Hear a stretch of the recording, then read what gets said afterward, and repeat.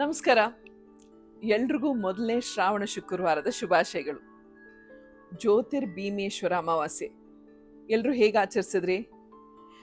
ಈ ಹಬ್ಬದ ಬಗ್ಗೆ 3-4 ಬೇರೆ ಬೇರೆ ರೀತಿಯಾದ ಪೌರಾಣಿಕ ಕಥೆಗಳನ್ನ ನಾನು ಕೇಳಿದ್ದೀನಿ. ನೀವು ಕೇಳಿರ್ತೀರಾ, ನಿಮಗೂ ಗೊತ್ತಿರುತ್ತೆ. ಕಥೆಗಳಲ್ಲಿ ಏನೇ ವ್ಯತ್ಯಾಸ ಇರಲಿ, ಅದ್ರ ಹಿಂದೆ ಇರೋ ಉದ್ದೇಶ ಒಂದೇನೆ: ಕೌಟುಂಬಿಕ ಸಾಮರಸ್ಯ. ಭೀಮ್ ಅಮಾವಾಸ್ಯೆ ಅಂದ್ರೆ ಹೆಂಡತಿ ಗಂಡನಿಗೆ ಪಾದ ಪೂಜೆ ಮಾಡೋದು ಅಂತಾರೆ. ಅಥವಾ ಮದುವೆ ಆಗದೆ ಇರೋ ಹೆಣ್ಮಕ್ಳು ಒಳ್ಳೆ ಗಂಡ ಸಿಗ್ಲಿ ಅಂತ ಪೂಜೆ ಮಾಡೋದು ಅಂತಾರೆ. ನಮ್ಮನೆಯಲ್ಲಿ ನಮ್ಮ ಅಜ್ಜಿ ನಮ್ಮಮ್ಮ ಎಲ್ಲ ಏನು ಹೇಳೋರು ಅಂದ್ರೆ, ಭೀಮ್ ಅಮಾವಾಸ್ಯೆ ಅಂದ್ರೆ ಬರೀ ಗಂಡನ ಒಳಿತಿಗಾಗಿ ಮಾಡೋ ಪೂಜೆ ಅಲ್ಲ, ಇಡೀ ಸಂಸಾರಕ್ಕೆ ಒಳ್ಳೇದಾಗಬೇಕು, ಶಿವ ಪಾರ್ವತಿ ಸಂಸಾರದಾಗೆ ಅನ್ಯೋನ್ಯವಾಗಿರೋ ಹಾಗೆ ಪೂಜೆ ಮಾಡಬೇಕು ಅಂತ ಅಮ್ಮ ಅಜ್ಜಿ ಎಲ್ಲ ಹೇಳೋರು. ನಮ್ಮನೆ ಭೀಮ್ ಅಮಾವಾಸ್ಯೆ ಹೇಗಿತ್ತು ಅಂತ ನೋಡ್ಕೊಂಬರೋಣ ಬನ್ನಿ.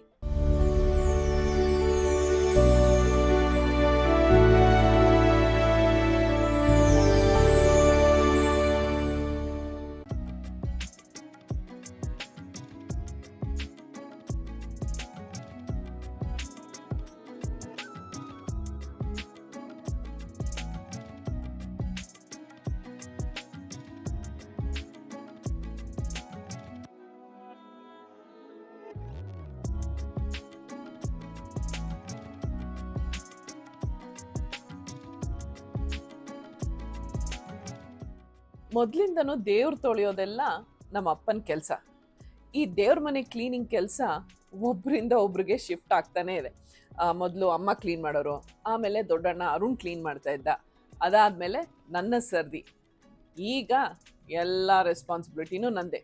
ದೇವರು ನಾನೇ ತೊಳಿತೀನಿ, ಈ ಪುಟಾಣಿ ದೇವ್ರ ಮನೆನೂ ನಾನೇ ಕ್ಲೀನ್ ಮಾಡ್ತೀನಿ.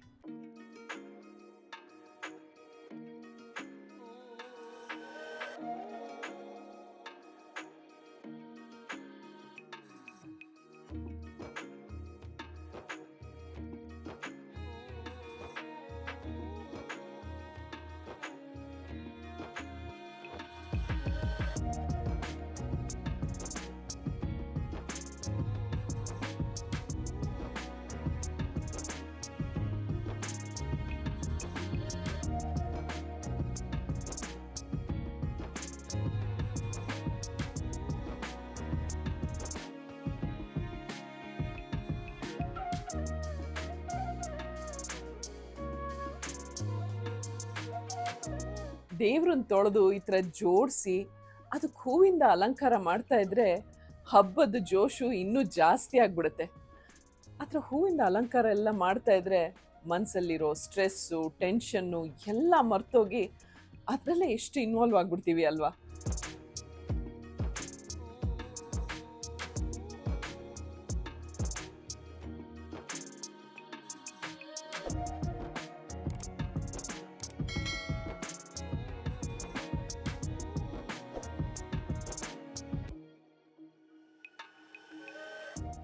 ಸುಬ್ಬಿಕುಟ್ಟಿ ಪುಟ್ಟ ಪಾಪು ಆಗಿದ್ದಾಗ ಅವಳಿಗೆ ಎಣ್ಣೆ ಹಚ್ಚಿ ಚೆನ್ನಾಗಿ ಮಸಾಜ್ ಮಾಡಿ ನೀರು ಹಾಕಿ ಆಮೇಲೆ ಟವಲಲ್ಲಿ ಸುತ್ಕೊಂಡು ಕರ್ಕೊಂಬಂದು ಚೆನ್ನಾಗಿ ಪೌಡ್ರೆಲ್ಲ ಹಾಕಿ ಸಾಂಬ್ರಾಣಿ ಕಾಯಿಸಿ ಆಮೇಲೆ ಅವಳನ್ನ ತೊಟ್ಲಲ್ಲಿ ಮಲಗಿಸಿ ಜೋಗುಳ ಹಾಡ್ತಾ ಅವಳು ನಿದ್ದೆ ಮಾಡೋದನ್ನು ನೋಡ್ತಾ ಇದ್ರೆ ಏನೋ ಒಂಥರ ತೃಪ್ತಿ, ಮನ್ಸಿಗೆ ನೆಮ್ಮದಿ.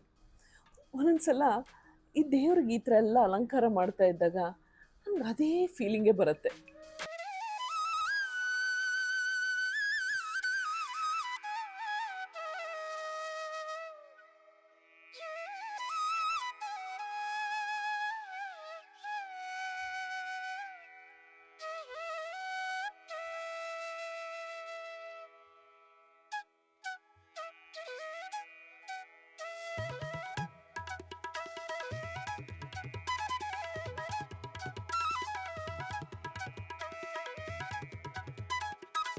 ಏನೇ ಪೂಜೆ ಆಗಲಿ ಅಥವಾ ಹಬ್ಬ ಹರಿದಿನದಲ್ಲಿ ಮೊದಲನೇ ಪೂಜೆ ನಮ್ಮ ಗಣಪಂಗೆ, ಜೊತೆಗೆ ನಮ್ಮ ಮನೆ ದೇವರು ಲಕ್ಷ್ಮೀ ನರಸಿಂಹಂಗೆ.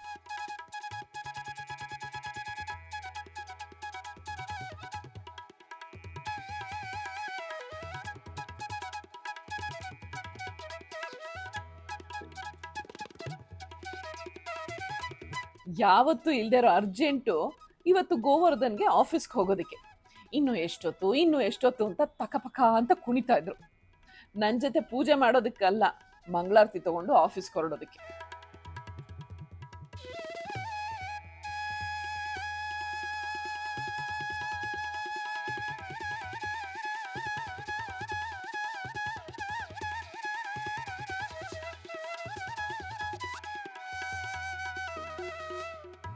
ಪೂಜೆ ಮಾಡ್ತಾ ಇದ್ದಾಗ ಮಧ್ಯದಲ್ಲಿ ಕೇಳ್ತಾನೆ ಇದ್ರು ಅಂತ ಮಧ್ಯದಲ್ಲಿ ಒಂದ್ಸತಿ ಚೆನ್ನಾಗಿ ರೇಗ್ಬಿಟ್ಟೆ.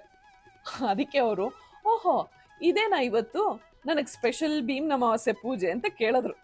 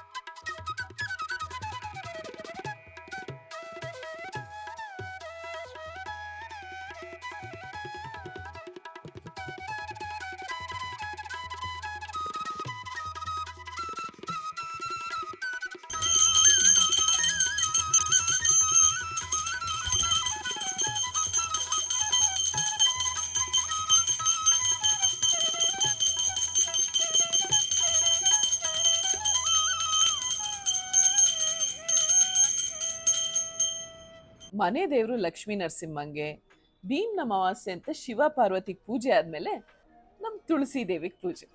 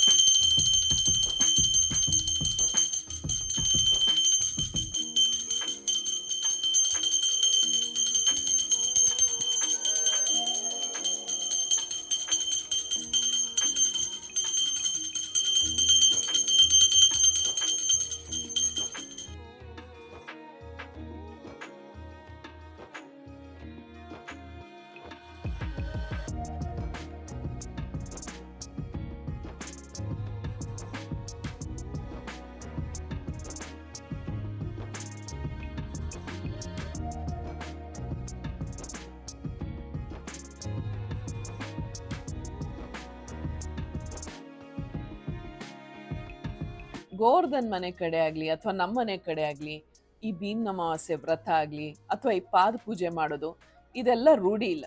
ಏನಿದ್ರು ರೆಗ್ಯುಲರ್ ಒಂದ್ ಸ್ವಲ್ಪ ಎಲಾಬ್ರೇಟ್ ಪೂಜೆ ಅಷ್ಟೇ.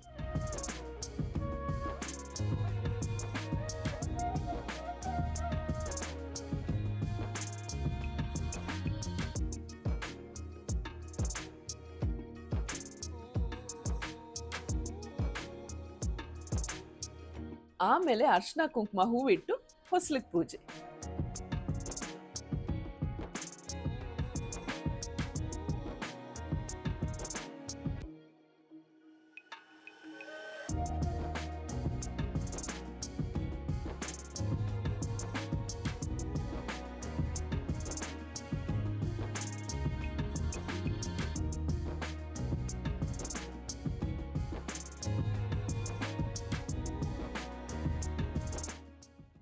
ಇದಾಗಿತ್ತು ಭೀಮನ ಅಮಾವಾಸ್ಯೆ ಸ್ಪೆಷಲ್ ಶಿವ ಪಾರ್ವತಿಗೆ ನಮ್ಮನೆ ಸಾಂಪ್ರದಾಯಿಕ ಪೂಜೆ.